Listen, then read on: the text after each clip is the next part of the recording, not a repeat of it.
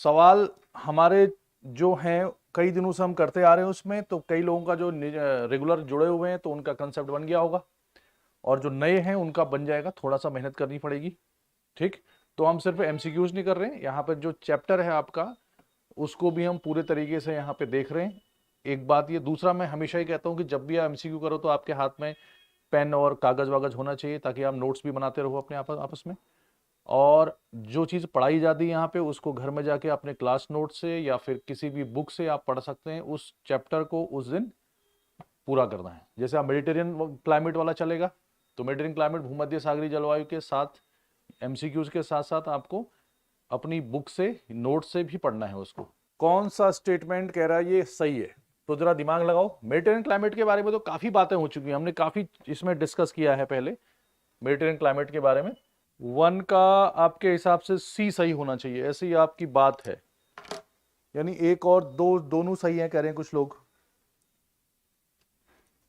अब कितनी सच्चाई है इस बात पे देखना पड़ेगा कि भूमध्य सागरीय जलवायु 30 to 45 डिग्री अक्षांशों के बीच पाई जाती है लगभग। ठीक, यह जलवायु प्राय महाद्वीपों के पश्चिमी किनारों पर पाई जाती है। क्या स्टेटमेंट सही है? ठीक है, अगर आपको बुक्स में देखोगे तो जैसे ये आपका ग्लोब है, ये आपका इक्वेटर है, तो 30 to 40 डिग्री नॉर्थ एंड लगभग 30 to 40 डिग्री साउथ, तो उसने 45 लिख दिया तो इतना चलता है, हार्ड एंड फास्ट रूल नहीं होता। दूसरा, महाद्वीपों के पश्चिमी भाग में वेस्ट ऑफ कॉन्टिनेंट्स आपको क्या मिलेगा? भूमध्य सागरीय जलवायु मिलती है। ये मैंने पढ़ाया था आपको पहले भी, कई बार इसमें डिस्कस हो चुका है। तो इसमें साथ में जब आपसे कोई पूछेगा कि भूमध्य सागरीय या मेडिटेरियन क्लाइमेट कहां मिलेगा, तो आप सीधे कहोगे 30 to 40 degree north and south west of continents.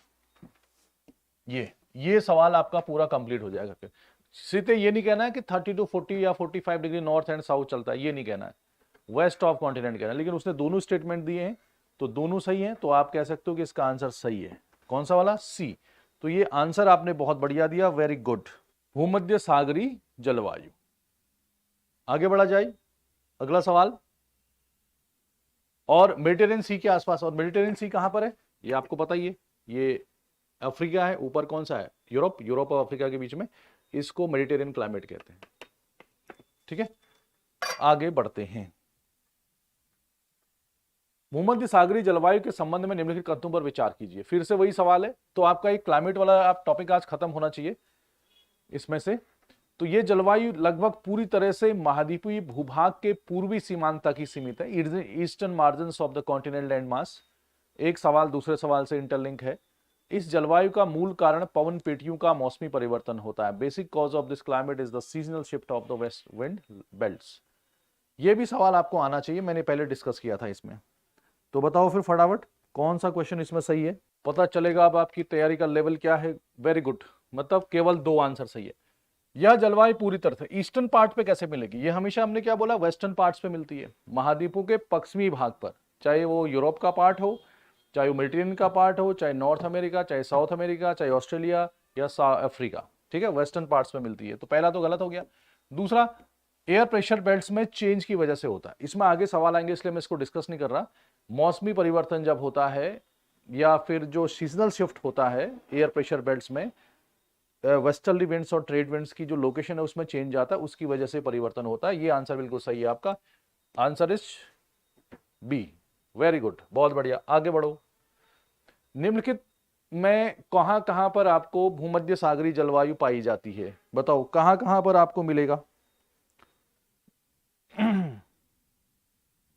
Easy question है। अब आपको कुछ चीजें इजी भी लगेंगी क्योंकि हमने काफी डिस्कस किया हुआ इनमें। चिली, सैन फ्रांसिस्को और अफ्रीका के दक्षिण पश्चिमी सिरे पर कहां पर आपको भूमध्य सागरीय जलवायु मिलेगी? क्या सभी में मिलती है, किसी खास इलाके में मिलेगी? थर्ड का कौन सा होगा? तो कुछ लोग डी आंसर दे रहे हैं इसमें, फिलहाल तो डी वाले ही हैं सभी। बहती गंगा में हाथ धो लो या फिर अपने दिमाग से बताओ आंसर क्या होगा, बताओ। डी ही होगा कि कुछ और चेंज होगा? गुड, ये आंसर आप लोगों का सही है, डी ही होगा। वेस्टर्न पार्ट ऑफ कॉन्टिनेंट्स, महाद्वीपों के पश्चिमी भाग पर होता है ना, जैसे अगर ये देखो आप, अमेरिका है तो अमेरिका का जो कैलिफोर्निया है, एक इसका कह सकते हो स्टेट है, वहां पर आपको क्या मिलता है, सेंट फ्रांसिस्को मिलता है, लॉस एंजल्स मिलता है, हॉलीवुड मिलता है, ये सब जो है ये मेडिटेरियन क्लाइमेट में मिलेगा। हॉलीवुड जहां फिल्में बनती हैं, तो ये मेडिटेरियन क्लाइमेट, भूमध्य सागरीय जलवायु, तो यहाँ पर है सैन फ्रांसिस्को। नीचे चिली की कैपिटल है, चिली कंट्री है, 30 to 40 डिग्री साउथ पे आपको एक उसकी कैपिटल मिलेगी सेंटियागो, वहां पे मेडिटेरियन क्लाइमेट मिलेगा। यहाँ दोनों west of continents between 30 and 40 और 45। यहाँ पर साउथ अफ्रीका, जहाँ की क्रिकेट की टीम आती है, अफ्रीका नहीं, साउथ अफ्रीका एक कंट्री है सबसे नहीं साउथ वाला, डिविलियर्स वाला, तो उसके वेस्ट में, साउथ वेस्ट में, sorry, south west of south Africa country, वहां पर एक कंट्री है, कंट्री में एक क्या है, सिटी है, जैसे केप टाउन, तो वहां पर मिलता, केप टाउन तो इसमें है नहीं वैसे, ठीक। और बाकी फिर ऑस्ट्रेलिया में मिलेगा, जैसे एडिलेड क्रिकेट होता है जहां पे, पर्थ होता है, तो वेस्ट ऑफ कॉन्टिनेंट्स। और ये जो मेडिटेरियन सी है, इसके सराउंडिंग्स में आपको भूमध्य सागरीय जलवायु मिलेगी, ठीक। तो ये आंसर आपका बिल्कुल सही है। हाँ लिखा तो है दक्षिण पश्चिमी सिरा, कहीं पर दक्षिण पश्चिमी सिरा लिख सकता है, और ये शहर का नाम है केप टाउन, तो आप इसको नोट डाउन भी कर सकते हो। पर्थ, एडिलेड जैसे ऑस्ट्रेलिया में है, केप टाउन साउथ अफ्रीका में है, सैन फ्रांसिस्को यूएस में है, और मध्य चिली की कैपिटल क्या है, सॉरी चिली की कैपिटल मतलब सेंट्रल चिली में एक सिटी है सेंटियागो, वहां भी ये मिलेगा। तो एक साथ आपको कई सारी चीजें पता लग गई, आप नोट डाउन करते रहें, क्योंकि सवाल का लैंग्वेज से और ऑप्शंस यही हो एग्जाम में, ऐसा जरूरी नहीं है। अगला सवाल अगला सवाल में क्या होगा, 4th नंबर है, भूमध्य सागरीय जलवायु में सदियों से संबंधित निम्नलिखित कथनों पर विचार कीजिए। सर्दियों से, सॉरी सर्दी, विंटर, मैं सदियों में पढ़ गया, गलत पढ़ गया। Consider the following statement related to the winter in climate, Mediterranean climate. अब ध्यान रखना कि कथन क्या मानना है, आपने सही वाला लेना है कि गलत वाला, तो यहां पे करेक्ट आंसर की ओर आप जाएंगे, तो बताओ फिर क्या होगा। गुड मॉर्निंग, गुड मॉर्निंग सभी को, हमारा नमस्कार आप लोगों को। चौथा सवाल का क्या आंसर होगा बताओ। During winter the Mediterranean climate zone comes into contact with the westerlies and experience heavy rainfall. Precipitation is heavier during the colder months. ठंड के महीनों में भारी वर्षा होती है। The rainfall depends on relief. Relief का मतलब या उच्चावच का मतलब मैंने आपको कल पढ़ाया था, और हिंदी में ट्रांसलेशन में थोड़ा सा आपको ऊपर नीचे दिख सकता है, तो आप इंग्लिश का सहारा ले सकते हैं। Continentality and passes of the passing cyclones, यानी जो चक्रवात वहां पे होते हैं, तो कई लोग इसका आंसर बी दे रहे हैं, कई लोग इसका आंसर ए दे रहे हैं, तो बी होगा या ए होगा ये आपको बताना है। बताओ कौन सा इसका आंसर सही होगा। अब जो लोग ए या बी में से आंसर दे रहे हैं, उसका मतलब ये हुआ कि थर्ड वाला गलत है, और बी वाले कह रहे हैं कि फर्स्ट वाला गलत है। इस हिसाब से तो यही हुआ ना। तो सिंपल क्या है, देखो विंटर चल रहा है, तो ये वाला तो बिल्कुल सही होना चाहिए ना। अब जिसने भी आंसर बी दिया है, तो इसका मतलब वो गलत आंसर है। ए ऑप्शन तो फर्स्ट स्टेटमेंट तो राइट होगा ना भाई। मेडिटेरियन क्लाइमेट वो क्लाइमेट है, मैंने पहले भी बताया था, जहां पर जाड़े में वर्षा होती है, विंटर वेट होता है, रेनफॉल इन विंटर सीजन, और समर ड्राई होता है, यानी गर्मियों में बारिश कम होती है या नहीं के बराबर होती है, बहुत ड्राई होता है, और विंटर रेनफॉल होता है। तो मेडिटेरियन यानी भूमध्य सागरीय जलवायु एक ही ऐसी क्लाइमेट है जहां पर विंटर में रेनफॉल एंड समर ड्राई होता है, ठीक। और वो क्यों होता है, वेस्टर्लीज के सहारे होता है, 30-45 डिग्री पछुआ पवनों के सहारे होता है, वो भी बिल्कुल बात सही है। इसको आने वाले सवाल में, आने वाले क्वेश्चन में हम डिस्कस करेंगे कि क्यों होता है। तो ये आंसर तो बिल्कुल सही है। और हैवी वर्षा होता तो यहाँ पे भावनाओं का खेल है, इतना भी बहुत ज्यादा बारिश नहीं होती, लेकिन ठीक है, ऑप्शन के हिसाब से इसको आप सही मान सकते हो। अब ठंड के महीनों, अगर आप इसको गलत कर दे दो, देखो ध्यान दो, अगर आप इसको गलत कर दोगे तो फिर इसको कैसे सही करोगे। ये ठंडे के महीनों में वर्षण होता है और सर्दियों में होता है, बात तो एक ही है। कोल्डर मंथ्स और विंटर मंथ्स, ये दोनों स्टेटमेंट तो एक ही है। तो अगर आप एक को सही मानते हो तो दूसरा को भी मानना पड़ेगा आपको। तो फर्स्ट एंड सेकंड क्या हो जाएगा, सही हो जाएगा, दोनों सही है, अकल लगाओ इसमें, ये एलिमिनेट करने वाला चक्कर है इसमें, लॉजिकल सवाल है। दूसरा, the rainfall depends on relief, rainfall depends on relief, relief का मतलब मैंने क्या बताया था आपको, उच्चावच, है ना। रिलीफ का मतलब यहाँ राहत लिख दिया, ये गलत वर्ड है, राहत नहीं होता, राहत वाहत कोई वहां डिजास्टर थोड़ी चल रहा है। रिलीफ का मतलब क्या है, अगर कहीं पर प्लेन एरिया है, कहीं पर माउंटेन है, कहीं पर प्लेट्यू रीजन है, ठीक है, इसको रिलीफ कहते हैं। और आपको पता है कि जब भी सामने कोई माउंटेन आएगा तो माउंटेन अगर यहाँ से हवा चल रही है, विंडवर्ड डायरेक्शन है, पवन मुखी ढाल है, तो इसमें हमेशा वर्षा क्या होगी, ज्यादा होगी। तो माउंटेन्स हैं, प्लेट्यूज हैं, प्लेन्स हैं, किसका माउंटेन का स्लोप या माउंटेन का जो लोकेशन है वो हवाओं के किस डायरेक्शन में है, डायरेक्ट टकराती हैं उससे, हवा की पैरेलल चले जाती हैं। जैसे अरावली के केस में बारिश कम होती, मैंने बताया था, क्योंकि वो साउथ वेस्ट मानसून के पैरेलल है। तो रिलीफ फीचर्स हमेशा ही क्या करेगा, बारिश को प्रभावित करेगा, ये मैं कई बार आप लोगों को बता चुका हूं। तो वर्षा चाहे यहां की हो चाहे दुनिया में कहीं की हो, वर्षा रिलीफ फीचर्स पे, उच्चावच पे, माउंटेन्स पे, प्लेन में, प्लेट्यू में, माउंटेन्स की लोकेशन में हमेशा ही डिपेंड करेगा वो, तो रटने वाली बात है ही नहीं इसमें, ठीक है। तो ये तो हमेशा ही क्या होगा, रिलीफ पे, फीचर पे, उसको डिपेंड करना ही करना है, चाहे कोई भी क्लाइमेट हो। Continentality and the passage of the cyclones, भाई चक्रवात कितने आते हैं नहीं आते उस पर भी तो निर्भर करेगा वो, उस एरिया में चक्रवात आते हैं कि नहीं आते हैं, महाद्वीप के मतलब कोस्टल एरिया में है या कोस्ट के अंदर है। जैसे आपने कहा कि वेस्ट ऑफ कॉन्टिनेंट्स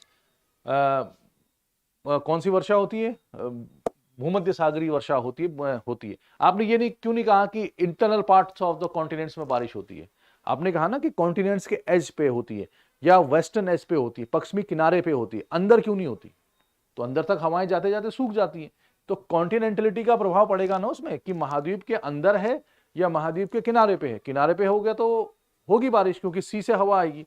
तो ये स्टेटमेंट भी क्या है, सही है। तो इस पे ये तीनों आपस में क्या है, एक दूसरे से इंटरलिंक्ड हैं। रिलीफ फीचर तो होना ही चाहिए, चाहे कोई भी जलवायु हो, उसमें पर्वत, पठार, मैदान का प्रभाव पड़ता है। समुद्र से कितनी दूरी पर है उसका प्रभाव हमेशा ही पड़ेगा, चाहे दुनिया की कहीं की क्लाइमेट क्यों ना हो। तो ये तो यूनिवर्सल ट्रूथ है। क्या मेरी बात समझ में आई? तो आंसर क्या होगा, आंसर इज डी। ठीक है, ये अच्छी बात है कि आप लोग दिमाग लगा रहे हो और सही से लगा रहे हो। कोई बात नहीं, कभी कभी गलतियां हो जाती हैं, इतना चलता है, ठीक है। अब लेकिन जैसे मैंने आपको तरीका समझा दिया, तो अब अगले सवाल में इसी टाइप के क्वेश्चंस में दिक्कत नहीं होनी चाहिए। अगर फिर से दिक्कत हो जा रही तो इसका मतलब दिमाग हमारा अपने उस पर नहीं है, फिर कंट्रोल पे नहीं है, कहीं इधर उधर घूम रहा हो। इसमें भी सही विकल्प का चुनाव करना है आपको। मैं इसको पढ़ नहीं रहा हूं, आप खुद से पढ़ो इसको, क्या आप इसको समझ पाते हो कि नहीं समझ पाते हो। अब ये कोई नहीं कहेगा कि हमें हिंदी में समझ में नहीं आया या हमें अंग्रेजी में समझ में नहीं आया। यूपीएससी की लैंग्वेज ही समझ में कम आती है कई बार, तभी तो फेल होते हैं हम लोग। तो इसीलिए जरूरी है कि आपको समझना पड़ेगा, ठीक है। इसलिए जो हिंदी में पढ़ रहे हैं वो बिल्कुल भी शिकायत नहीं कर सकते कि हिंदी में समझ में नहीं आया। वो तो अंडरस्टूड है कि समझ में नहीं आता है, इसीलिए हम फेल नहीं होते, फेल होते हैं। तो मुद्दा यह है कि या तो हम यूपीएससी को चेंज कर दें, इतने हमारे पास पावर हो, या हम उसमें कुछ दबाव डाल के उसमें चेंज करवा दें, ये हमारे पास पावर है नहीं, क्योंकि हमारा ध्यान सारा किस पे है, कुछ और ही मुद्दे चल रहे देश में। तो जो रियल मुद्दा है वो तो चल ही नहीं रहा है कुछ खास को छोड़ के। इसलिए हमें अपने आप को ही चेंज करना होगा। पांचवा सवाल है, westerlies belt shifts towards poles, पश्चिमी, निम्नलिखित कथनों पर विचार कीजिए। पश्चिमी पवन पट्टी ध्रुव की ओर खिसकती है, सर्दी से संबंधित है, विंटर रेनफॉल से। शीतकाल में क्षेत्र वर्षा रहित रहता है। तो आपने आंसर दिया कई लोगों ने ए, कि ओनली वन इज करेक्ट। अब देखो इसका सवाल सही है कि गलत है, इस पर चर्चा करते हैं थोड़ा सा। सभी ने ए ही दिया ना,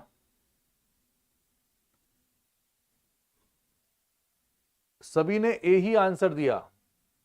देखो अब ए सही है गलत है इसमें बात करते हैं हम। ये ऐसा सवाल था ना जिसको आपने पूरे कॉन्फिडेंस से दिया।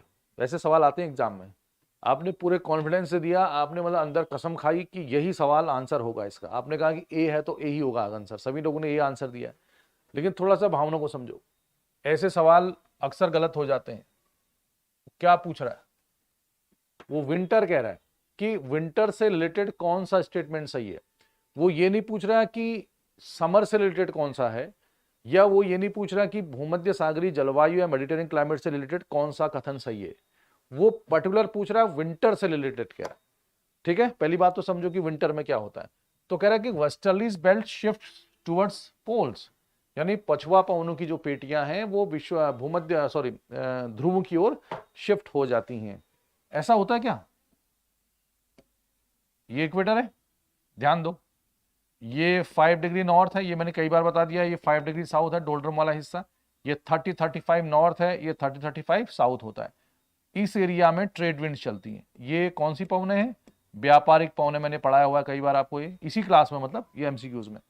ये व्यापारिक पवनें हैं और ये 30-35 से, ये 30-35 है, ये 60-65 है, ये भी 30-35 है, ये 60-65 है। तो 30-35 और 60-65 के बीच में ऐसे वाली ये हवाएं, इसको हम कहते हैं वेस्टर्ली विंड्स। क्या बोलते हैं इसको? वेस्टर्ली विंड्स, पछुआ पवनें। क्यों कहते हैं पछुआ ब्लैक वालों को? क्योंकि वेस्ट से चलती हैं। ये बीच वाला इक्वेटर है, ठीक है। ये आप 30-35 और ये 60-65 ले सकते हो, 30-35 60-65 लैटिट्यूड से। तो पछुआ पवनें ऐसे चलती हैं, ठीक। अब आप कहोगे कि वेस्टर्ली कितने में चलती है? हम कहेंगे कि 30-35 और 60-65 के बीच में चलती है, ठीक। अच्छा, दूसरा, और जो मेडिटेरियन क्लाइमेट चलता है वो है, आप कह सकते हो 30 से लेके 40 डिग्री के बीच में, 30-40 या 30-45, यानी इतने एरिया में जो पछुआ पवनें चलेंगी वो इसकी रेंज में आएंगी, ऐसा आप कह सकते हो। तो 30-35 और 40-45 यहां पर आपको मेडिटेरियन क्लाइमेट मिलेगा, इतने में वेस्ट ऑफ कॉन्टिनेंट मिलेगा, अलग चीज है। अब ये जो डायग्राम बनता है ये तब बनता है जब सन की लोकेशन कहां पे होती है? इक्वेटर पे होती है, मैंने पढ़ाया था आपको। सूरज जब विषुवत रेखा पे लंबवत होगा तो ये डायग्राम बनेगा आपका, इतना इतना चलेगा। ये तो जनरल डायग्राम है, आइडियल कंडीशन है। लेकिन गर्मियों में क्या होगा? नॉर्दर्न हेमिस्फीयर में जब गर्मी होगी, यानी हमारे यहाँ गर्मी कब होती है? जब सूरज कहां की ओर शिफ्ट करेगा? नॉर्थवर्ड शिफ्ट करेगा। मतलब 21 जून में ट्रॉपिक ऑफ कैंसर कर्क रेखा में सन की सनरेज वर्टिकल होती है, यानी सन जब नॉर्थवर्ड शिफ्ट करेगा तो भारत में मानसून आता है, पढ़ाया था मैंने मानसून वाले में। तो अगर सन का नॉर्थवर्ड शिफ्टिंग हो रहा है तो गर्मी होगी ना हमारे यहाँ। तो जब नॉर्थ की ओर सन जाएगा तो नॉर्थवर्ड शिफ्टिंग हो रही है, तो मौसम कौन सा हो जाएगा? समर का। तो जब समर सीजन आएगा तो ये सारी की सारी बेल्ट्स कहां को शिफ्ट होती हैं? नॉर्थ की ओर। ITZ को लेके सब कुछ मैंने पढ़ाया था आपको। यानी कि जो वेस्टर्ली विंड्स यहां चल रही थी वो और ऊपर चलेगी, जो यहां चल रही थी वो और ऊपर चलेगी, जो यहां चल रही थी वो और ऊपर चलेगी, सारी की सारी बेल्ट्स नॉर्थ को शिफ्ट हो जाएंगी। और जो ट्रेड विंड यहां चल रही थी ये यहां चलेगी, यहां वाली यहां चलेगी, ये वाली सब के सब बेल्ट्स नॉर्थ को शिफ्ट हो जाएंगे, जैसे मानसून के कंडीशन में बताया था। तो समर सीजन में वेस्टर्ली बेल्ट या पछुआ पवन की पेटी कहां की ओर शिफ्ट हो रही है? टुवर्ड्स पोल। कब? समर सीजन में। वो कहां पूछ रहा है? वो विंटर सीजन में पूछ रहा है। ये देखो, पछुआ पवन पेटी ध्रुवों की ओर खिसकती है, तो ध्रुवों की ओर नहीं खिसकती हो, वो गर्मियों में ध्रुवों की ओर खिसकती है। लेकिन जब विंटर सीजन आएगा, विंटर सीजन में सन कहां को साउथवर्ड मूव करेगा? विंटर सीजन में सन कहां को साउथवर्ड, मतलब दक्षिण की ओर शिफ्ट करेगा। तो दक्षिण की ओर शिफ्ट करेगा तो हमारे यहाँ जाड़ा हो जाएगा। तो ऐसे में सन को सब पीछा करते हैं, मतलब सन को फॉलो करते हैं। तो ऐसे में जो ट्रेड विंड यहां चल रही थी वो यहां चलेगी, जो यहां चल रही थी वो यहां चलेगी साउथ, जो वेस्टर्ली यहां चल रही थी वो यहां चलेगी, जो वेस्टर्ली यहां थी यहां। तो वेस्टर्ली जब कहां की ओर शिफ्ट हो रही है? टुवर्ड्स इक्वेटर की पोल, टुवर्ड्स इक्वेटर। ये तो होना क्या चाहिए था? सर्दियों में पश्चिमी पवन पेटी ध्रुवों की ओर नहीं, विषुवत रेखा की ओर खिसकती हैं, ये होना चाहिए। तभी तो ये विषुवत रेखा के प्रभाव में हवाएं आ जाती हैं और बारिश करती हैं। और दूसरा स्टेटमेंट, शीतकाल क्षेत्र वर्षा रहित होता है। ये तो खैर आपने सही आंसर दिया, ये तो जाड़े में ही बारिश होती है ना। इसमें क्यों होती थोड़ी देर में पता चलेगा, अभी बता दूंगा, फिर आगे वाले सवाल में दिक्कत हो जाएगी, आप खुद ही समझ जाओगे। तो आंसर कौन सा सही है इसमें? आंसर इज डी, कोई भी सही नहीं है इसमें। आंसर क्या होगा इसका? डी। बात मेरी समझ में आई? अच्छा, कोई बात नहीं, काम धाम भी चलता रहता है, कोई नहीं, कभी कभी छुट्टी भी लेनी चाहिए, ठीक है। इतनी बात मेरी समझ में आ गई? कमेंट करके बताओ। 5वें का डी आंसर होगा ना। तो ऐसे बहुत सारे सवाल होते हैं जिसको हम कहते हैं कि पूरे मन से हमारा लगता है कि अब ये सवाल हम सही कर देंगे, बाद में पता चला कि वो गलत हो गया। अच्छा सवाल था ये।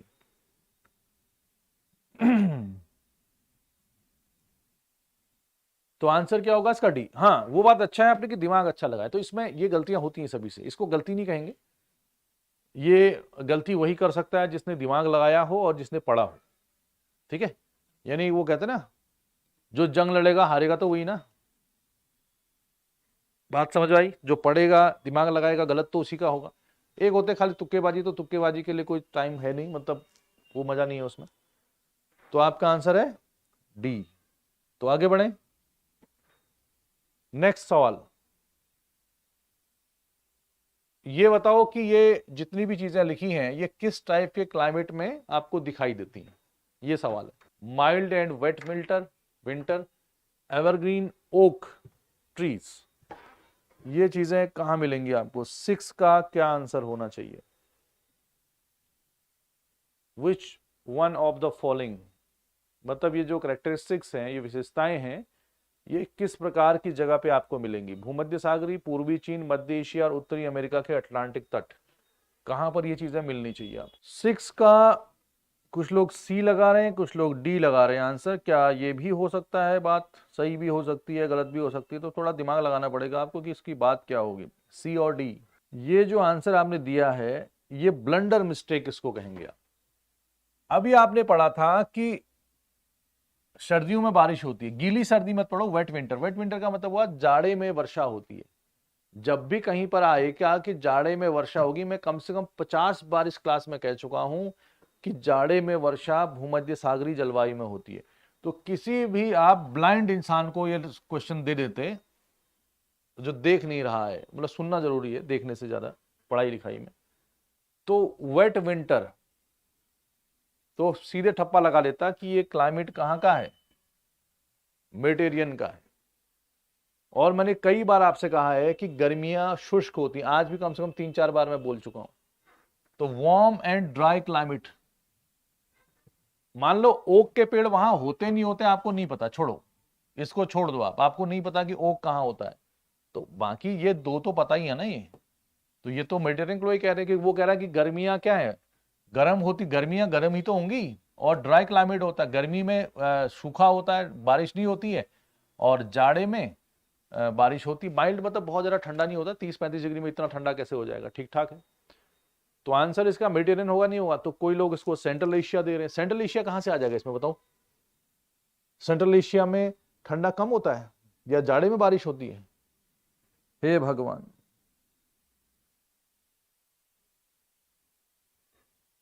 तो आंसर क्या होगा इसका? आंसर बताओ, ए। हाँ आंसर है कि नहीं? हे भगवान से काम नहीं चलेगा। भगवान जब हमें नहीं मिल पाते हैं, मतलब आस्था से, श्रद्धा से, तो फिर कई लोग पति में ही भगवान ढूंढने लग जाते हैं। पुराने जमाने में कहा भी है, कई महानुभाव कह रहे हैं कि आपका पति ही आपका भगवान है। पता नहीं किसने ये बोल दिया, कैसे हो सकता है पति भगवान भाई? फिर पत्नी ही देवी हो जाएगी? नहीं, तो ये मामला क्या हो जाएगा, गड़बड़ा जाएगा। ठीक है। तो फिर कुछ लोग कहेंगे नहीं तुम ही भगवान हो, क्योंकि भगवान कण कण में मौजूद है, ईश्वर आपके अंदर बैठा हुआ है। तो किस चीज को सच माना जाए? तो इसलिए दिमाग लगाओ अपना, ठीक है, ऐसी मिस्टेक नहीं करनी है। तो आंसर भूमध्य सागरी। आगे बढ़ा जाए, 7वां सवाल। Due to its location the Mediterranean region have a very favourable climate and a great spot for tourism. वो कह रहा है कि अपने स्थान के कारण, जो इसका स्थान है, मतलब 30, 35, 40 डिग्री नॉर्थ एंड साउथ और वेस्ट ऑफ कॉन्टिनेंट इसका स्थान है, भूमध्य सागरीय जलवायु जो है वो क्या है, अनुकूल है किसके लिए? पर्यटन के लिए बहुत अच्छा है, और अच्छी फेवरेबल क्लाइमेट है, अच्छा जलवायु होता है यहाँ का। क्या ये बात सही है? मतलब खुशनुमा जलवायु है यहाँ की, अच्छी जलवायु है। दूसरा है, मध्य गर्मियों का तापमान बहुत अधिक बढ़ जाता है और अप्रिय होता है। ये कह रहा है कि जब समर आता है, मिड समर, उसमें बहुत ही गंदा और अनप्लेजेंट, मतलब ऐसी तैसी हो जाती है हमारी। कौन सा होगा बताओ?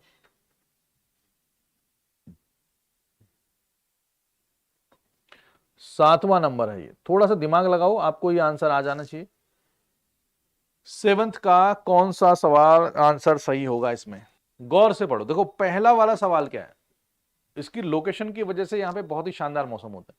आप खुद ही सोचो, मैंने कहां की बात की, सैन फ्रांसिस्को की बात की, मैंने हॉलीवुड की बात की, मैंने कैलिफोर्निया की बात की, तो ये वर्ल्ड फेमस जगह है, तो मौसम तो ठीक होगा ये ना यहाँ पे, तभी तो लोग रह रहे हैं, प्लेजेंट मौसम होता है। तो पहला थोड़ा सा दिमाग लगाओ, अच्छा मौसम होता है।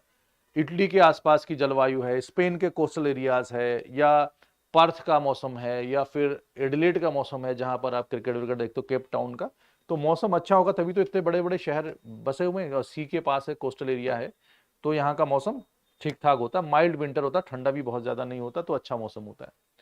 तो पहला स्टेटमेंट अच्छा है, राइट है।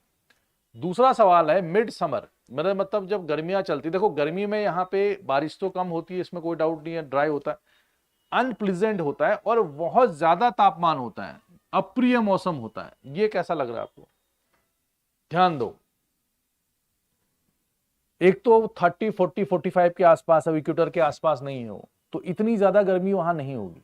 पहली बात तो तापमान बहुत ज्यादा नहीं होगा वहां पे। हॉलीवुड में देखा होगा आपने, वहां हीरो हीरोइन घूम रहे हैं वहां पे, क्या अनप्लीजेंट मौसम होगा वहां पे, थोड़ा सा दिमाग लगाओ। और दूसरा वो सी के पास है, कोस्टल एरिया के पास है, तो कोस्टल एरिया से सी ब्रीज जिसको हम कहते हैं, सागर समीर, वो चलती रहती है। तो कोस्टल एरियाज में जितने भी सिटी होंगे, बड़े बड़े शहर होंगे, वहां पर मौसम उतना गंदा नहीं होता है, क्योंकि कोस्टल एरिया का जो मेरीन इफेक्ट है या समुद्री प्रभाव है वो पड़ता है उसमें, इसलिए जाड़े में बहुत जाड़ा नहीं होगा, गर्मी में बहुत गर्म नहीं होगा। मैंने कई बार आपको बताया है, यानी कि जो टेम्परेचर है, एनुअल रेंज ऑफ टेम्परेचर, वार्षिक तापांतर, गर्मी में बहुत गर्मी, जाड़े में बहुत जाड़ा, ऐसा वहां पर कम होगा और मौसम ठीक ठाक रहेगा वहां पर, इतना अप्रिय नहीं होगा जैसे इक्वेटर के आसपास होता था। ठीक है, तो सेकंड स्टेटमेंट इज रॉन्ग। ठीक है, कोई बात नहीं, आपने सही लगाया दिमाग, तो 7वें का ए आंसर सही है। तो इतना ज्यादा टेम्परेचर नहीं होगा, वेरी हाई ताप टेम्परेचर, बहुत ज्यादा कैसे हो जाएगा वो, उसकी लेटीट्यूड, उसका स्थान देखो, 30 35 40 45 के आसपास है वो, इतना ज्यादा टेम्परेचर नहीं होगा, बाकी कोस्टल एरिया के आसपास है। ठीक है, और जो जगह है वो मैंने आपको बताई, बड़े बड़े शहर हैं इसके आसपास, तो इतने घटिया ही अगर यहाँ का मौसम होता तो फिर आप कैसे वहां पे रहते। और दूसरा, जब पहले स्टेटमेंट में आप कह रहे हो कि वहां का जो क्लाइमेट है बहुत ही फेवरेबल है, अच्छा है, फिर आप कह रहे हो कि अनप्लेजेंट है, तो दोनों चीजें एक दूसरे को क्या कर रही हैं, काट रही हैं, तो किसी एक को आपको मानना पड़ेगा, तो पहले को आपको मान देना है। ठीक है, आगे बढ़ा जाए, आइए। तो है कि भूमध्य सागर के आसपास कई स्थानीय पवनें प्रचलित हैं। कौन कौन सी स्थानीय पवनें हैं ये आप वहां पे अपने होमवर्क में पढ़ेंगे। उनमें से कौन कौन से ऐसे हैं, which of the following topographical features are responsible for such conditions, मतलब यहाँ पर बहुत सारी स्थानीय पवनें चलती हैं, जैसे भारत में लू चलती है, लोकल विंड्स, मतलब जो किसी लोकल जगह पे चलती हैं किसी खास मौसम में, उसका लोकल इंपैक्ट होता है, उसको लोकल विंड्स कहते हैं, जैसे लू है, चिनूक है, फॉन है, ये सारी। तो ये कह रहा है कि क्या क्या प्रभाव उसका जो पड़ता है और उस प्रभाव को पढ़ने में किस किस का योगदान है, टोपोग्राफिकल फीचर्स क्या क्या होते हैं, क्या आल्प्स का प्रभाव वहां पर है, सहारा का प्रभाव है, आंतरिक भाग का है, अटलांटिक का। ये सवाल थोड़ा सा दिमाग लगाने वाला है, फिर भी आप दिमाग लगाओ कि आपको क्या क्या नजर आ रहा है। अगर आप पूरा आंसर नहीं भी दे पाए इनका, तो आप स्टेटमेंट वाइज दे सकते हो, फर्स्ट इज करेक्ट और सेकंड ऐसा। बाकी ये फिर जो ऑप्शन है इसके बहुत अच्छे तो नहीं है, थोड़ा सा दिमाग लगाना पड़ेगा इसमें हल्का सा, आप इसको कर लोगे। 8 का सी आंसर आप कह रहे हो, देखो सही आंसर है आपका, जैसे भी है ठीक है। देखो होता क्या है मैं बताऊं आपको, मैं यहां पे बता देता हूं आपको, मेडिटेरियन सी, अराउंड मेडिटेरियन सी कह रहा हूं,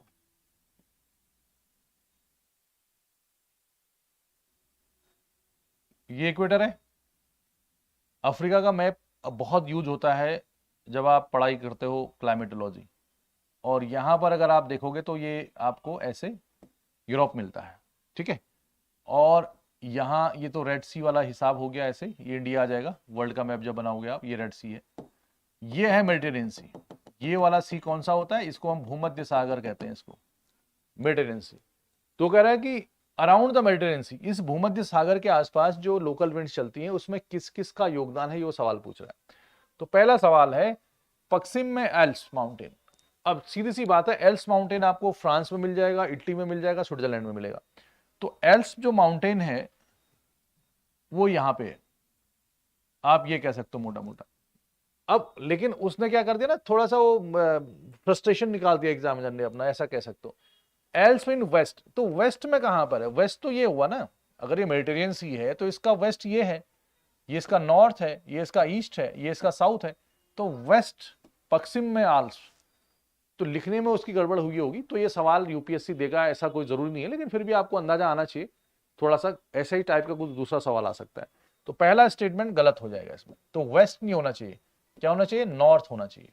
एल्स मीन नॉर्थ, यानी भूमध्य सागर के नॉर्थ में एल्स में, यहां पर ये बहुत ज्यादा योगदान करता है एल्स माउंटेन, क्योंकि यहां से आपको फॉन मिलती है, मिस्ट्रल इसके आसपास बहती है, बहुत सारी ठंडी और गर्म लोकल विंड्स यहाँ पे चलती हैं एल्प्स की वजह से। मैंने बताया भी था कैसे चलती हैं, हवाएं नीचे उतरती हैं, एडियाबैटिक रेट से गर्म हो जाती हैं रुदोष्म दर से। दूसरा है सहारा डेजर्ट। ये कौन सा डेजर्ट है, ये सहारा का डेजर्ट है। यहां से चलती सिरोक्कू, बहुत ही गर्म होती है, डस्टी होती है, ठीक। तो सिरोक्कू एक क्या है, पवन है, लोकल विंड्स है। तो सहारा से वो टेम्परेचर गेन करती है, डस्ट गेन करती है, और इटली की ओर मूव करती है, लोकल विंड है। तो ये स्टेटमेंट सही है, second is right. Continental interiors in the east, तो यहाँ के इंटीरियर्स में बहुत ज्यादा ठंडा वंडा होता है, या दूसरे टाइप की चीजें आती हैं, हवाएं माउंटेन से ऊपर नीचे उतरती हैं, जैसे बोरा एक चलती है यहाँ पे एडियाटिक सी में। तो इंटीरियर्स इन द ईस्ट, तो इस इलाके में इंटीरियर से हवाएं चलती हैं, आप कह सकते हो कि हाँ चलो ये बात ठीक है, ठीक है, ऑप्शन के हिसाब से। और Atlantic Ocean in the west, तो यहां पर बगल में कौन सा अटलांटिक ओशन है, तो उसके हिसाब से भी थोड़ा बहुत इसमें प्रभाव पड़ सकता है, ठीक। तो ऑप्शन के हिसाब से अगर आप इसको लगाओगे आंसर, तो पहला तो गलत है ही ना उसमें, तो 2 3 4 हो जाएगा उसका आंसर, ठीक है। तो इसका आप डी आंसर लगा सकते हो मोटा मोटा। मैं फिर से कह रहा हूं कि इस टाइप का सवाल को बनाने के लिए थोड़ा सा और मेहनत करनी पड़ेगी एग्जामिनर को, ऐसा ही आए कोई जरूरी नहीं है इसको, और बेहतर तरीके से ऑप्शन और खास खास इसमें किए जा सकते हैं, लेकिन ऐसे सवाल आ सकते हैं आपके एग्जाम में, आपको इस बात पे ध्यान देना है। क्या ये बात क्लियर हो गई सभी को, ठीक, ओके, आगे बढ़ें। अब ये लोकल विंड्स हैं, देखो ये लोकल विंड्स हैं जो यहां पे लिखी ना, खमसिन, ये कह रहा है कि कौन सा सुमेलित है, ये मैच कर रहा है कि नहीं कर रहा है, ये आपको देखना है। ये घिबली चिबली नहीं, आपको इंग्लिश में पढ़ो आप इसको। जैसे चिली है, चिली एक लोकल विंड है, चिली कंट्री का नाम नहीं है यहाँ पे, चिली एक लोकल विंड का नाम है, वो किस देश में चलती है, गिबली किस देश में चलती है, लेवचे कहाँ चलती है, खमसिन कहाँ चलती है, क्या ये सुमेलित हैं या नहीं है, इस बात पे आपको चर्चा करनी है। इंग्लिश में आप जरा देखो कौन कौन, अच्छा हाँ, गलत तरीके से सुमेलित हैं, ये हम हमेशा ही गलती कर जाते हैं एग्जाम में, ध्यान देना, एक आध सवाल ऐसे गड़बड़ हो ही जाते हैं हमेशा। इनकरेक्ट कौन सा है, ये सवाल है। Which of the above mentioned are matched incorrectly? Incorrect, गलत मैच कौन कौन से हैं ये आपको बताना है।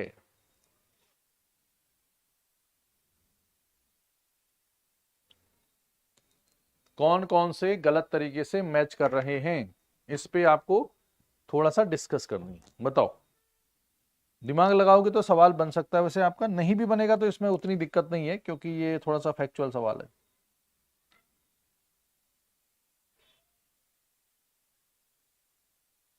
खमसिन, ये आप एक काम करना, जो भी आपके पास बुक हो, क्लास नोट्स हो, एटलस के साथ, एटलस में देख के लोकल विंड्स जरूर पढ़ लेना। आप किसी भी एग्जाम में आप जाते हो, चाहे पीसीएस का एग्जाम हो, चाहे यूपीएससी हो, वहां पर ये सवाल पूछे जा सकते हैं कि लोकल विंड्स कौन सी कहां चलती है।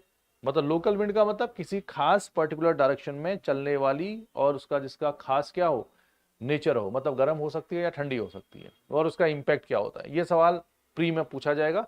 और मेंस में भी सवाल आते हैं लोकल विंड्स का क्या क्या इंपैक्ट होता है वर्ल्ड क्लाइमेट पे।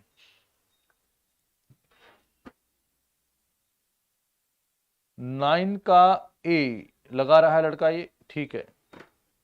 गूगल से तो सर्च नहीं किया ना कहीं, खैर मैं मजाक कर रहा हूं। ये देखो, ये इसका सही आंसर। लीबिया जो कंट्री है अपना सहारा में, सहारा डेजर्ट में, नॉर्थ में या अफ्रीका के नॉर्थ में, वहां पर गिबली गर्म हवा चलती है। और चिली उसके ट्यूनिशिया में चलती है। ट्यूनिशिया भी लीबिया के बगल में एक देश है अफ्रीका का, आप एटलस में देखिए। बाकी खमसिन इजिप्ट में बहती है और लेवचे स्पेन में बहती है। ये दोनों थर्ड और फोर्थ जो है आपस में मैच्ड हैं, लेकिन पहला वाले का आंसर और दूसरे वाला स्टेटमेंट गलत है। मतलब चिली होनी चाहिए ट्यूनिशिया में, आप नोट कर लीजिए, और गिबली होनी चाहिए लीबिया में। तो answer is first and second is incorrect, तो आंसर इसका ए हो जाएगा। ठीक है, वेरी गुड। तो ये आंसर आपने बहुत अच्छा दिया, इसमें आप बधाई यानी उसके किसके कहते हैं, तारीफ के हकदार हैं। ठीक है, आगे बढ़े।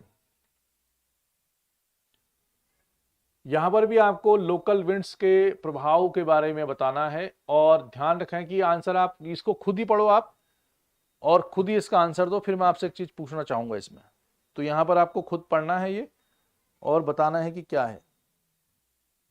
ये सवाल आपका नहीं भी आता तो कोई बात नहीं, इसमें से पहली सब बात तो ये है कि वो गलत पूछ रहा है। तो पहले तो मुझे कमेंट करो कि आप लोग गलत आंसर क्या है इसका। वो सही नहीं पूछ रहा, वो कह रहा है इनकरेक्ट क्या होता है, इसमें से कौन सा गलत है। ठीक, तो ये सवाल अगर आपको नहीं भी आता है तो कोई बात नहीं। पहली बात तो ये है कि जो मिस्ट्रल है ये ठंडी हवा है। ये कैसी है? Mistral. Mistral is intensified by the funnelling effect. Funnelling effect उसको कहते हैं ना, जैसे फनलिंग इफेक्ट का मतलब फनल होता है ना ऐसे, कीप जिसको हम कहते हैं, ये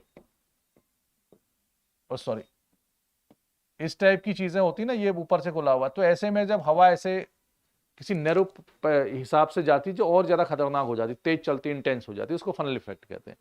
तो ये सवाल अगर आपको नहीं भी आता तो कोई बात नहीं, इसमें से जो मिस्ट्रल है वो इंटेंसिफाइड बाय फनल इफेक्ट, मतलब उसी टाइप से अगर आप इसको नेट पे सर्च करोगे फनल इफेक्ट को तो आपको पता लग जाएगा ये फोटो सहित।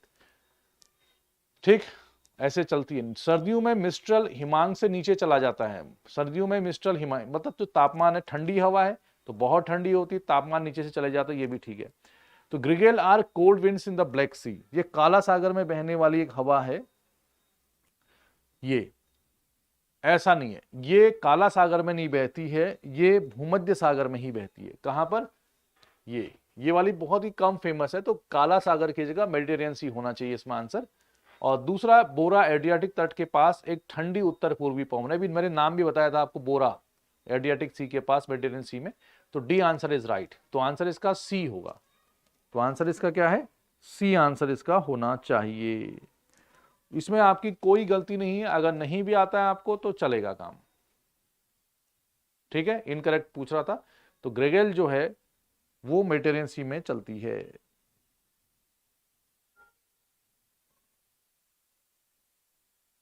आगे बढ़े, गुड। प्राकृतिक वनस्पति की विशेषताओं के संबंध में निम्नलिखित कथनों पर विचार कीजिए। जैसे कल भी हमने पढ़ा था ना, नेचुरल वेजिटेशन कौन कौन से आते हैं, तो इसके बारे में आपको बताना है कि मेडिटेरियन सी में कौन कौन से नेचुरल वेजिटेशन किस टाइप का होता है।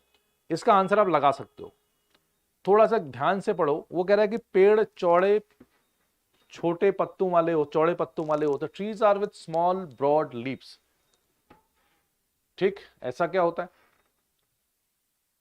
Absence of shade is peculiar feature of this climate, मतलब यहां छाया की अनुपस्थिति इस जलवायु की एक विशिष्ट विशेषता है। मतलब यहां पे छाया मतलब सूरज की छाया की बात कर रहा है, इसकी खासियत है। वे सामान्य तौर पर प्रकृति में शुष्कता नुकूली या शुष्क प्रतिरोधी होते हैं, जीरोफाइटिक और ड्रॉट रेजिस्टेंट इन नेचर होते हैं, और सभी कथन सही हैं। तो इसमें से दिमाग लगाओ आप थोड़ा सा, आपका आंसर हम देखना चाहेंगे क्या है। तो कुछ लोगों ने आंसर इसका लगाया है ठीक ठाक। देखो सीधी सी बात है, मेडिटेरियन क्लाइमेट है, तो मेडिटेरियन क्लाइमेट का पहला जो फीचर है वो ड्राई समर होता है, यानी ग्रीष्मकाल शुष्क होता है। और वेट विंटर होता है, शीतकाल में यहाँ पे बारिश हो जाती है, ठीक। और लगभग इसका एनुअल रेनफॉल 60 टू 40 सेंटीमीटर होता है, 40 से 60 सेंटीमीटर बारिश होती है, मतलब बहुत ज्यादा बारिश यहाँ पे नहीं होती है, ठीक है। और गर्मी का समय चल रहा है, वो भी ड्राइनेस है, तो आप समझ सकते हो कि ड्राइनेस जब ज्यादा मौसम में होगी और पूरा वार्षिक वर्षा 40 टू 60 सेंटीमीटर वर्षा होगी, तो बारिश बहुत ज्यादा नहीं होती यहाँ पे। जब बारिश बहुत ज्यादा नहीं होती है, ऊपर से गर्मी में ड्राइनेस है, बारिश नहीं हो रही है, तो पेड़ हमेशा कैसे होंगे, पेड़ चौड़े पत्तों वाले होते हैं, ठीक, स्मॉल ब्रॉड लीव्स, चौड़े। अब यहां पे चौड़े की जगह मोटा आना चाहिए, थिक आना चाहिए था वैसे इसमें, है ना, क्योंकि ताकि एवोपोरेशन कम हो। दूसरा, ये भी ठीक है।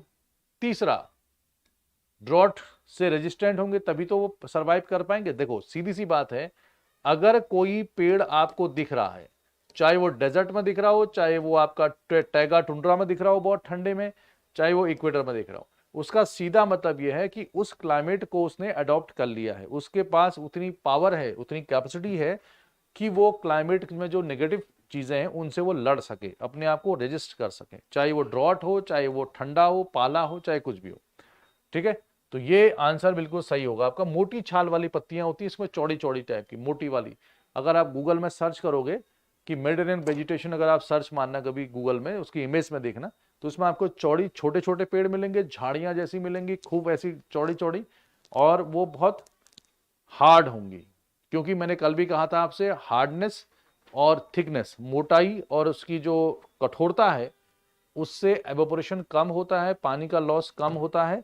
तो ऐसे पेड़ उन जगहों पे ज्यादा मिलते हैं जहां पे बारिश कम होती है, यानी जो प्रिसिपिटेशन है या वर्षण है या पानी की उपलब्धता है वो कम होती है। तो पानी को बचाने के लिए, ये जो मॉइस्चर है पेड़ पौधों में, उसको बचाने के लिए पत्तियां इस टाइप के फॉर्म में आ जाती हैं, ये इसका रीजन होता है, ठीक है, चाहे कहीं कभी मिट्टी हो। तो आपने ये आंसर बहुत अच्छा दिया 11th का, डी आंसर, वेरी गुड। आगे बढ़े।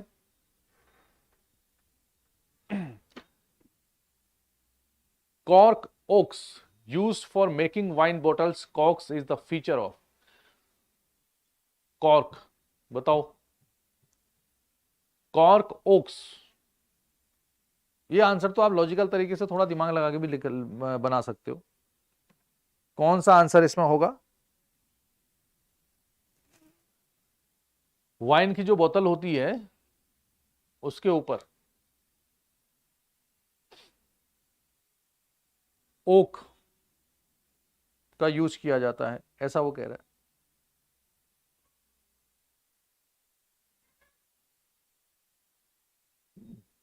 कहां के पेड़ हैं ये? ओक कहां का है? ओक जो पेड़ होगा वो कहां का होगा? और वहां पर वाइन की बोतल, मतलब इसका मतलब ये भी है कि वहां पर वाइन ज्यादा बनती होगी, इसलिए उसका यूज हो रहा है उस पर। तो 12th का आंसर क्या होना चाहिए, ये इसमें थोड़ा सा दिमाग लगा हुआ। 12वां नंबर का क्या आंसर होना चाहिए?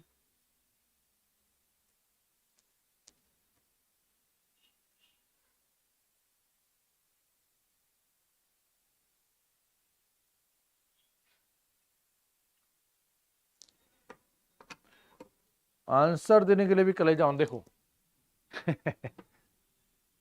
फिर आप भावनाओं में बह जा रहे हो। ये क्या लिखा हुआ है? ओक, इधर देखो,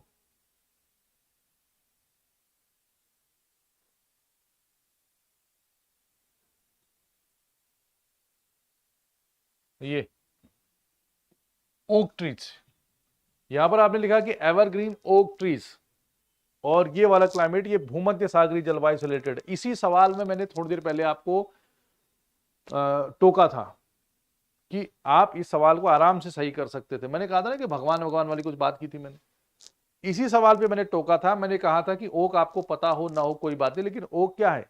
एवरग्रीन फॉरेस्ट है, मेडिटेरेनियन क्लाइमेट में पाया जाएगा। अब यहां पर जो ओक आया है ये इस सवाल में फिर से आ गया है।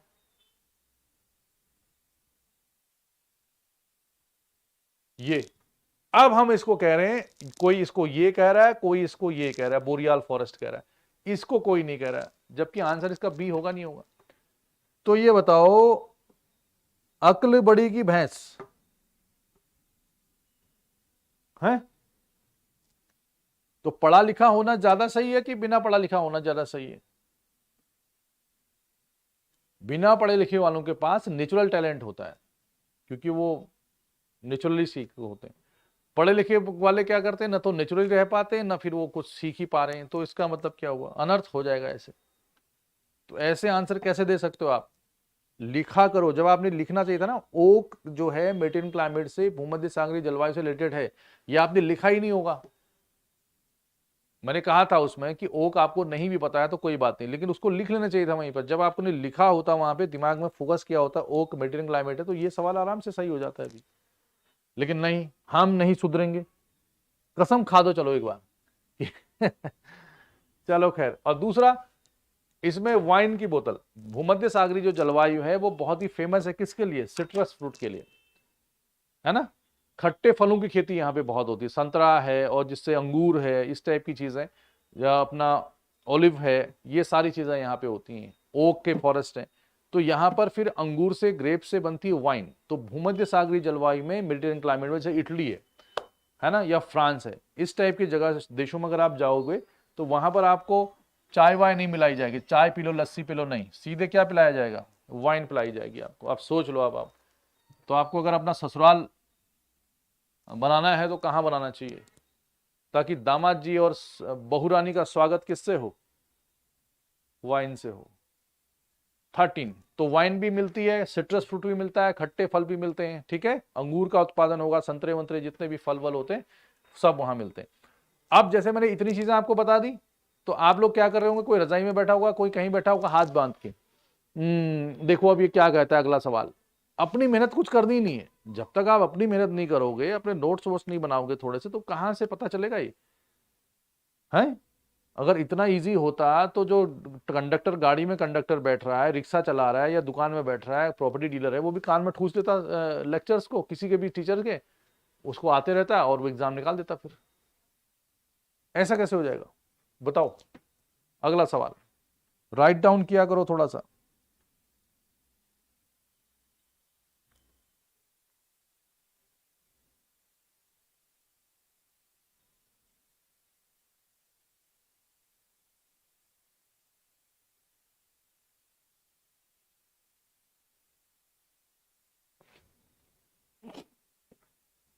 इसमें कह रहा है कि कौन कौन से करेक्टली मैच्ड हैं, सही तरीके से सुमेलित कौन से। ये सवाल अगर आपको नहीं भी आता तो कोई बात नहीं, ये वहां का वेजिटेशन है, ये उस एरिया का वेजिटेशन है, इसको अंग्रेजी में पढ़ेंगे आप सभी लोग, ठीक। ये वहां की वनस्पतियां हैं।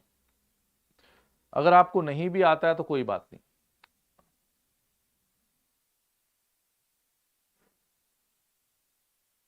करेक्टली मैच्ड कौन सा है ये कह रहा है।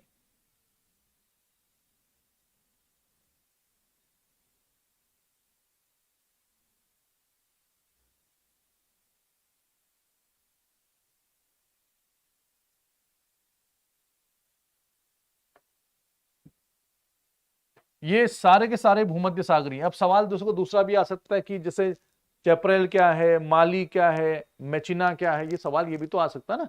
तो ये सब भूमध्य सागर में कुछ झाड़ियां, कुछ पेड़ों के नाम होते हैं, अलग अलग वेजिटेशन के नाम है, ठीक। एक तो ये सवाल बन गया आपका। दूसरा, किस जगह पे किस नाम से इसको जाना जाता है, ये सवाल है। तो इसमें आपको ये कर देना, ये बहुत ही फेमस है, ये यहां पर अनमैच्ड है, ठीक है। जब पैसे पहले भी आया था किसी टाइप का सवाल। चैपरेल जो है वो कैलिफोर्निया में कहते हैं उसको, और माली ऑस्ट्रेलिया में कहते हैं।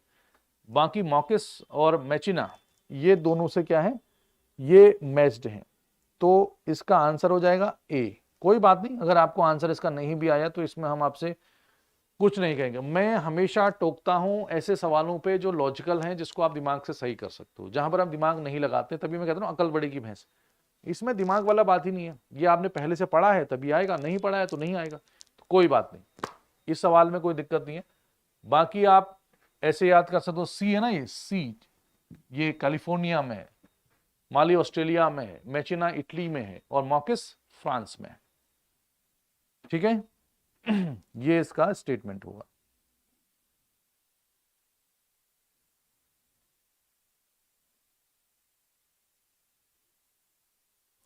अब नोट डाउन कर लेना। अब ऐसी चीजों को ना लिखा करो जरूरी कि ये भूमध्य सागरीय क्या है, वनस्पतियां हैं, क्लाइमेट। तो ऐसी चीजों को नोट डाउन जरूर किया करो आप लोग।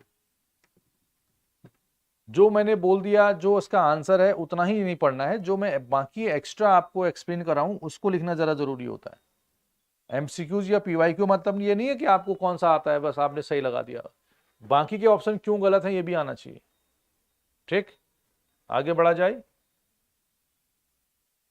ये सवाल भी आपको आना चाहिए मेरे हिसाब से, एक आध स्टेटमेंट आपको आना चाहिए। कह रहा है कि वो जो भूमध्य सागरीय क्षेत्र है वो क्षेत्र slow growing vegetation and without deep penetrating roots is least suited in Mediterranean.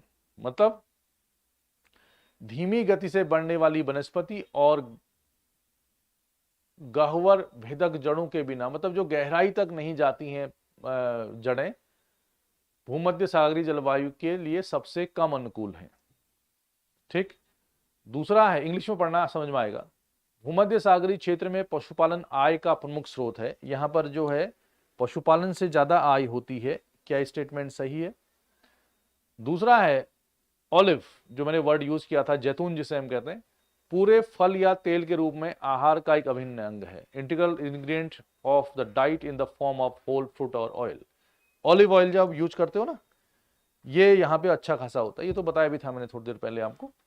तो एलिमिनेशन फॉर्म लगाओ या आप कुछ भी इसमें लगाओ, तो कौन कौन से स्टेटमेंट इसमें करेक्टली हैं, करेक्ट हैं, इस पे आपको आंसर देना है। 14 नंबर पे,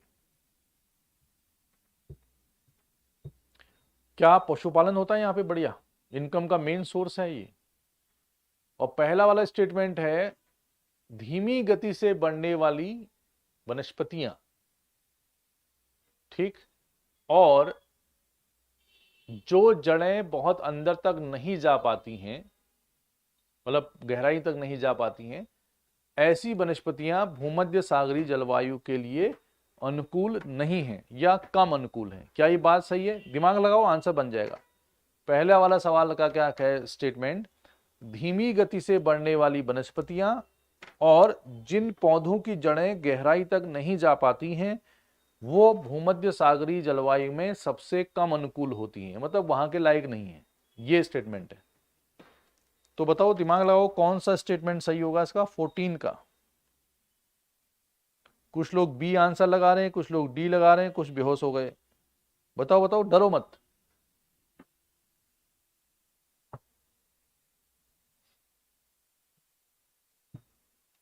देखो भाई, ये तो सही होगा ना, ऑलिव। अभी तो मैंने बताया था आपको, ये तो ठीक है ही, इसमें कोई डाउट नहीं है। तीसरा वाला सवाल तो सही है ही, तो ए तो आंसर इसका हो नहीं सकता है, क्योंकि थर्ड वाला सही है। अब ये बताओ, इन दोनों में से कौन सा सही होगा? थोड़ा दिमाग लगाओ, ये क्यों नहीं आ रहा आपको सवाल? तीसरा तो ठीक है या दोनों सही है, पहला दूसरा?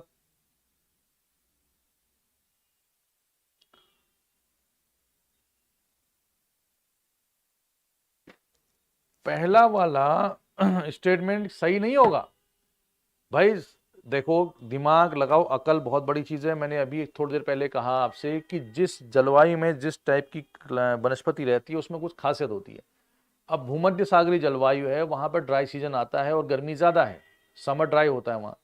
तो ऐसे में पौधों की जड़ें ऊपर तक होनी चाहिए कि गहराई तक जानी चाहिए? अगर पौधों की जड़ें गहराई तक जाएंगी तो उनको जहां पर तापमान ज्यादा होता है या ड्राइनेस ज्यादा होती है वहां पर फायदा होगा। आपने सुना होगा कि गहराई में जाने पर पेड़ पौधे जो है अपने लिए न्यूट्रिशंस, पानी वानी जो भी है वो गेन कर लेती हैं। तो जितना भी ड्राइनेस वाला एरिया होगा वहां पर पौधों की जड़ें गहराई तक होती हैं कि नहीं होती? आप खुद अकल लगाओ, हैं? गहराई तक होंगी वो। तो जब गहराई तक होंगी तो वो कह रहा है कि जब गहराई तक नहीं होती है जड़ें तो भूमध्य सागरीय जलवायु में रहने लायक नहीं है या कम अनुकूल होती है। तो क्या गलत कह रहा है? उस बात तो सही है। तो पहला आंसर क्या होगा?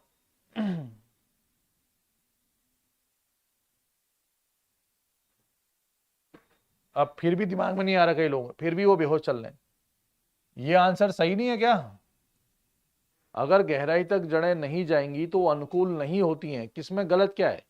अगर वहां ड्राइनेस है तो जड़ों को गहराई तक जाना चाहिए ना। तो पहला स्टेटमेंट सही है, ठीक। और कैटल रियरिंग मतलब पशुओं का चराना, नहीं, ये गलत है। भूमध्य सागरीय जलवायु में कोई खास पशु वशु नहीं चराए जाते हैं इससे। यानी अब आप खुद ही सोचो यार, कैलिफोर्निया है और इटली है और अपना ये सेंटियागो है, पर्थ है, वाइन वाइन का प्रोडक्शन हो रहा है वहां पर पशुपालन सबसे मेन सोर्स कैसे हो जाएगा? तो पशुपालन मेन सोर्स नहीं होता है। पशुपालन वहां होता है जहां पर ग्रासलैंड्स होते हैं, घास के मैदानों में पशुपालन मेन काम होता है। स्टेपीज, प्रेरीज, पंपास, वहां पर होता है वो, ठीक है। थोड़ा सा ध्यान लगाओ, ठीक। खैर ये इस वाले ऑप्शन का कोई दिक्कत नहीं है, ये गलत है, लेकिन इसको आना चाहिए था आपको। जड़ें गहरी होनी चाहिए। आगे बढ़े। Bushes and shrubs are the most prominent type of Mediterranean vegetation. यहाँ पे झाड़ियां और मतलब झाड़ी और वही होती, क्या कहते हैं उसको, झाड़ियां ही समझो यार, झाड़ झंकाड़ क्या होता है, बुशेस आप समझ गए। दूसरा है घास पशुपालन के लिए उपयुक्त होती है, grass is suitable for animal farming. Third है cattle rearing is an important occupation in the Mediterranean Sea. इसको सवाल को आप कर ही लोगे खुद ही, फटाफट आंसर लगाओ 15 का। अब लास्ट के सवाल चल रहे।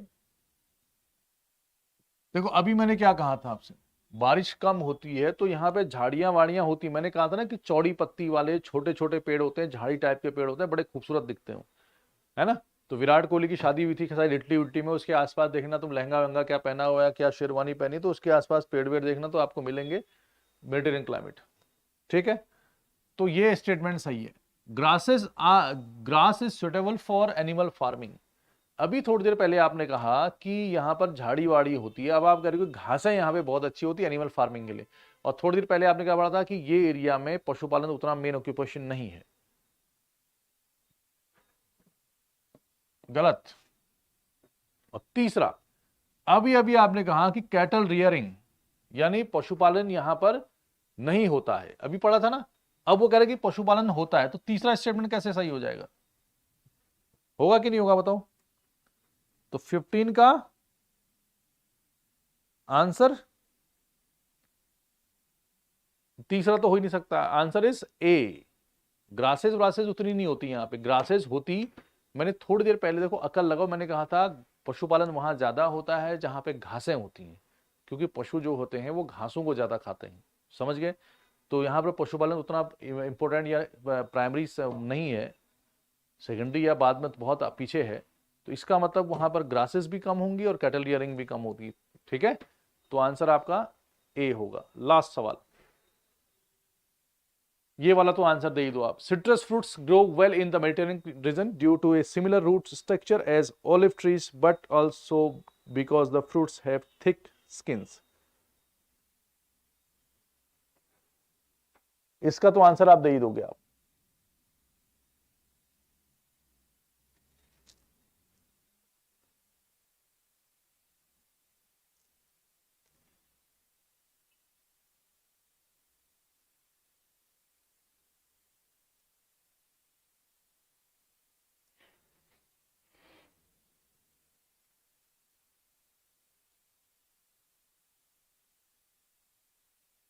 सोलवा नंबर का क्या होगा आंसर 16 का? ये तो आंख बंद करके आंसर लगा देना चाहिए आप लोगों को यार, कितना इजी सवाल है ये। जो भी हमने अभी तक पढ़ा है उसी का ये नेक्स्ट वर्जन है।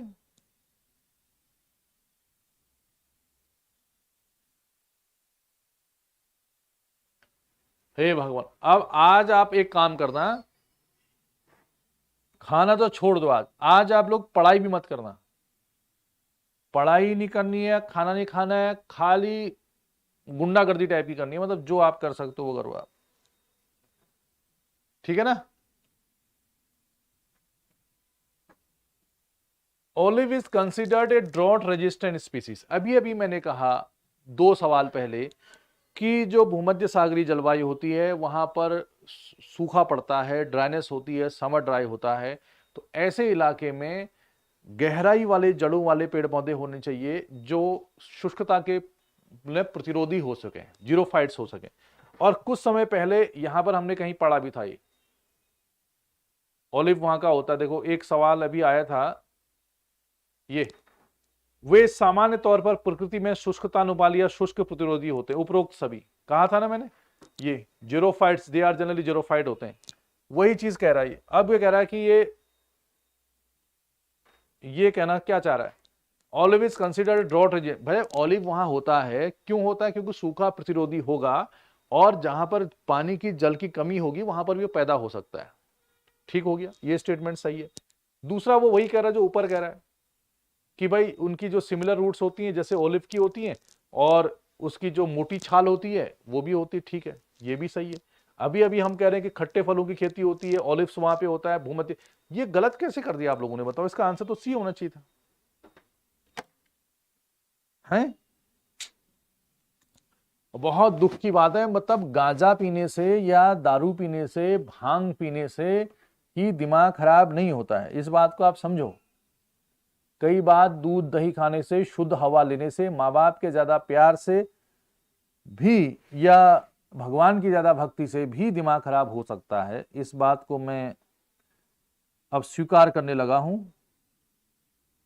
नहीं तो आप ऐसा आंसर कैसे दे सकते हो? बताओ, ब्लंडर मिस्टेक है यार, ये तो नहीं है,